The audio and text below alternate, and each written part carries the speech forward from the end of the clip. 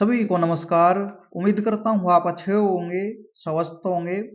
KVS और NVS की जो वैकेंसीज आपकी आई हैं, पीजीटी वाले जो कैंडिडेट हैं जो पीजीटी के लिए अप्लाई करेंगे, ये वीडियो केवल उन्हीं के लिए रहेगी। काफ़ी उनके डाउट्स मैसेज मेरे पास आए हुए हैं क्वालिफिकेशन को लेकर।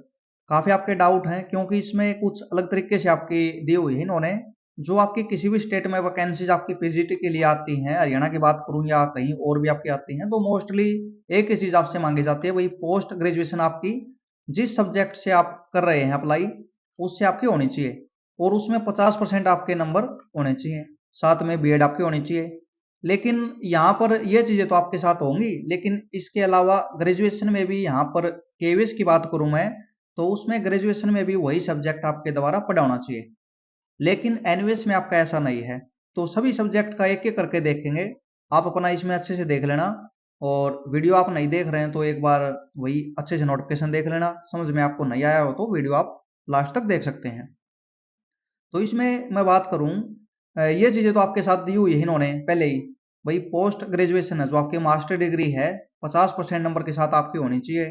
और इसमें बीएड भी आपकी 50% नंबर के साथ आपकी होनी चाहिए। तो ये दोनों चीज तो आपकी हैं ही। लेकिन जो डिटेल में आपकी क्वालिफिकेशन जो नीचे दी हुई है, और इसमें यहाँ पर आपको अलग तरीके से मेंशन देखने को मिलेगी। केवीएस के लिए क्वालिफिकेशन आपकी, एनवीएस के लिए क्वालिफिकेशन आपकी, जिसमें ये दोनों आपके मेंशन है सेम सब्जेक्ट में, तो उसमें अलग अलग आपकी दी हुई है। तो जिस भी सब्जेक्ट के लिए आप अप्लाई कर रहे हैं तो आप उसमें अपना देख लेना। और अप्लाई करते टाइम आपको दो बॉक्स मिलेंगे। आप भाई एनवीएस के लिए अप्लाई कर रहे हैं या आप केवीएस के लिए अप्लाई कर रहे हैं या दोनों के लिए आप अप्लाई कर रहे हैं, तो दोनों में टिक आपको करना होगा। किसी एक के लिए अप्लाई कर रहे हैं तो किसी एक पर आपको टिक करना होगा, क्योंकि दोनों की क्वालिफिकेशन आप पूरी करते हो ये जरूरी नहीं है। अब इसमें फर्क आपको दिख जाएगा। जैसे ये इंग्लिश का आपका सब्जेक्ट है पीजीटी के लिए, तो यहाँ पर मास्टर डिग्री आपकी देखो ये दी हुई है, इंग्लिश के साथ आपकी होनी चाहिए। लेकिन ये इंग्लिश ग्रेजुएशन लेवल पर भी आपके द्वारा पढ़ाना चाहिए, तो ये आपको देख लेना है। लेकिन एनवीएस में आपका नहीं है, मास्टर डिग्री आपने इंग्लिश से की हुई है तब भी आप इसके लिए एलिजिबल हैं, तो आप एनवीएस के लिए यहाँ पर अप्लाई करेंगे, केवीएस के लिए आप अप्लाई नहीं करेंगे। क्योंकि कोई फायदा नहीं है, गलत इन्फॉर्मेशन आप दे रहे हैं और ये जिम्मेदारी आपकी है। अब हिंदी में भी ऐसा ही है। केवीएस में इन्होंने ग्रेजुएशन लेवल पर भी मांगी हुई है, और एनवीएस में ऐसा नहीं है। हिंदी केवल मास्टर डिग्री आपकी है हिंदी से, तभी आप इसके लिए एलिजिबल हैं। तो ये हिंदी और इंग्लिश दोनों में है। ग्रेजुएशन लेवल पर भी आपका हिंदी और इंग्लिश सब्जेक्ट आपका होना चाहिए, ये आपको देख लेना है। पीजीटी फिजिक्स और केमिस्ट्री, मैथमेटिक्स जो साइंस वाले सब्जेक्ट है ना आपके, और इकोनॉमिक्स और हिस्ट्री आपका, जियोग्राफी भी आपका, ये सभी सब्जेक्ट हैं। एक बार मैं दोबारा बता देता हूँ आपको। Geography, history, economics, mathematics, chemistry और आपका फिजिक्स। बायो भी आप इसमें शामिल कर लें, नीचे आपका बायो का दिया हुआ है।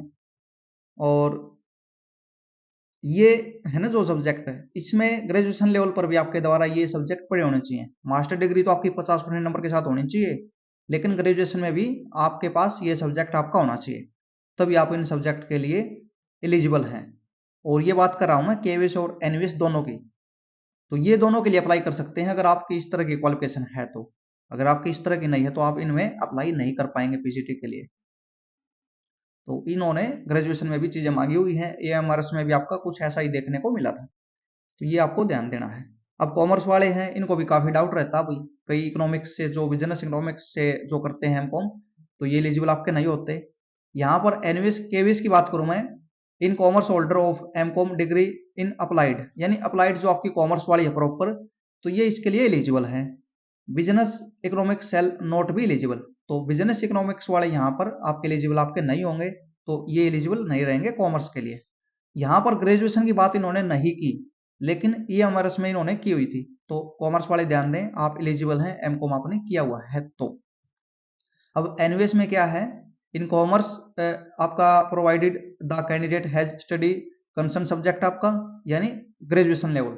तो इन्होंने एनवीएस वालों ने मांग लिया, यहाँ पर होना चाहिए आपके पास ग्रेजुएशन लेवल पर जो आपका कॉमर्स के जो सब्जेक्ट हैं, यानी वही वही आपके पास अकाउंटेंसी और जो बिजनेस स्टडी है आपका, तो ग्रेजुएशन लेवल पर भी पढ़ा होना चाहिए। तो जिन्होंने बीकॉम किया हुआ है उनको कोई प्रॉब्लम इसमें नहीं होगी। और एमकॉम डिग्री आपकी अप्लाइड वाली होनी चाहिए, 50% नंबर आपके होने चाहिए, बीएड आपके होनी चाहिए, वो भी 50% के साथ आपके होनी चाहिए। Business economics shall not be eligible, और बिजनेस इकोनॉमिक्स वाले यहाँ पर भी एलिजिबल आपके नहीं रहेंगे। तो यहाँ पर कुछ उल्टा देखने को मिला है कॉमर्स में। केवीएस में आप एमकॉम आपने किया हुआ है तो आप इसमें अप्लाई कर सकते हैं, लेकिन एनवीएस में ग्रेजुएशन लेवल पर भी आपकी बीकॉम में ये सब्जेक्ट आपके होने चाहिए जो कंसर्न सब्जेक्ट आपका है, तो ध्यान देना होगा आपको। बायो में आपका मैंने बता दिया वही है भाई, ग्रेजुएशन लेवल पर भी आपका सब्जेक्ट होना चाहिए, और आपकी एमएससी है ये तो आपकी बायो से होनी चाहिए वही 50% के साथ। ये बायो टेक्नोलॉजी केवीएस के लिए है, इसमें इन्होंने जो भी है ये डैश का यूज किया हुआ वही इस तरह की आपकी है, तो आप इसमें अप्लाई कर सकते हैं। बायोटेक्नोलॉजी से आपने मास्टर की हुई है, और माइक्रोबायोलॉजी का भी ऑप्शन दिया हुआ है, bio chemistry, life science, bio science. तो ये जेनेटिक्स आपको इसकी ज़्यादा जानकारी होगी हुई तो आप इसमें देख लेना, क्योंकि ये केवीएस में ही है तो एनवीएस का यहाँ पर जिक्र आपका नहीं है। ये पीजीटी कंप्यूटर साइंस वाले हैं, एमएससी आपकी कंप्यूटर साइंस से है, आईटी से है, तो या एमसी आपने किया हुआ है तो 50% नंबर आपके होने चाहिए, तो आप इसके लिए एलिजिबल हैं। तो बीएड का यहाँ पर कोई भी आपका जिक्र आपका नहीं है। लेकिन जो भाई जिन्होंने एमई या एमटेक से कर रहे हैं तो इनका इससे आपका कंप्लीट होना चाहिए आईटी, और इसमें बीएड आपकी मांगी हुई है, बीएड डिग्री होनी चाहिए। एमटेक या एमई से आप कर रहे हैं तो बीएड यहाँ पर मांगी हुई है आपकी। एमएससी वालों को यहाँ पर छूट दी हुई है, कंप्यूटर साइंस से जो एमएससी की हुई है जिन्होंने प्रॉपर। ये इंटीग्रेटेड कोर्स वाला है तो इसमें बीएड एमएड आपकी है, तो आप इसके लिए एलिजिबल हैं। 4 ईयर वाला है, इसमें भी आपका 50% नंबर आपके होने चाहिए, और बीएड भी आपकी यानी 4 ईयर में तो साथ ही होती है, तो इसके लिए आप एलिजिबल रहेंगे। फिजिकल एजुकेशन वाले हैं, इसमें भी आपकी मास्टर इन फिजिकल एजुकेशन यानी एम जो पेड बोलते हैं ये डिग्री आपकी होनी चाहिए, और 50% नंबर आपके होने चाहिए। डिजायरेबल भी कुछ आपकी इसमें दी हुई है, ये एनवीएस में ये आपकी हैं तो डिजायरेबल आपकी है, तो ये कुछ दिया हुआ आप इसको देख सकते हैं, जरूरी आपके लिए नहीं है, एसेंशियल वाली ही आपकी जरूरी है। मॉडर्न इंडियन लैंग्वेज आपकी इन एनवीएस के लिए, तो ये भाई आप लैंग्वेज वाले हैं तो इसमें ज़्यादा बात नहीं करेंगे, इनको इसके बारे में पता है। मास्टर डिग्री आपकी होनी चाहिए 50% के साथ, और बीएड आपकी होनी चाहिए, ये तो होगा इंटीग्रेटेड वाला। और ये आपकी जो मास्टर डिग्री है 50% के साथ, बीएड आपकी 50 के साथ, और क्या दिया हुआ है यहाँ पर 3 year integrated BEd MEd from NCET recognised आपका इंस्टीट्यूशन आपका है तो उसमें भी 50% आपके होने चाहिए। तो ये जहाँ पर भी और यूज किया हुआ है तो उनमें से एक आपका होना चाहिए, तो ये आप इसमें देख पाएंगे।